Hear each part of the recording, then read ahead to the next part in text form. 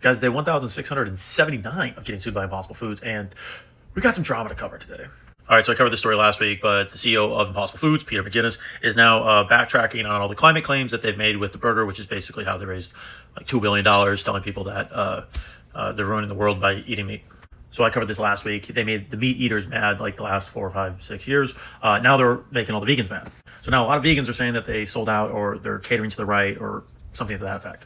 It's also interesting because Peter McGuinness basically throwing the previous leadership under the bus, saying like, hey, everybody else did all the things wrong, but even though I've been here 3.5 years, they did the things wrong.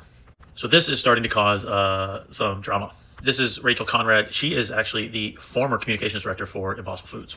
She used to work for Tesla way back in the day. And then here she's the chief communication officer for Impossible Foods. And then also worked for this other technology company started by the former CFO of Impossible Foods. So like we've covered before, this is just another person that has left Impossible Foods. That seems to be happening a lot. Now, what's interesting is that Peter is basically like taking shots at the entire way the brand was launched, including probably some of the things that Rachel was involved in. So Rachel is not taking that line down. She's responding here on LinkedIn, and I thought I'd read it for you. Oy vey, perhaps marketing 101 is that you wait for the cultural moment. Masterclass level marketing, you create a cultural moment. And this guy responding to him says that seems like a trend to blame plans on those who came before without ever having done a thing about doing something themselves. And it seems he has little awareness of what happens then.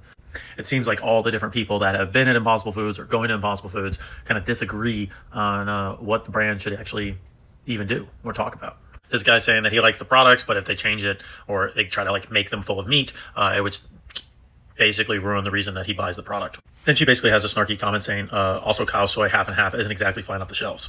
Which is actually a pretty good point if you think about it. Peter seems to be saying that sometimes people don't want to go full meat, but don't want to go full fake meat. So that's why they would make the hybrid burger. That doesn't really make sense. Even with plant-based milk, the reason people are having plant-based milk is because they don't like the normal milk. So you don't see people being like, hey, can I have my like half soy, half cow milk latte? Like, I don't think anybody does that.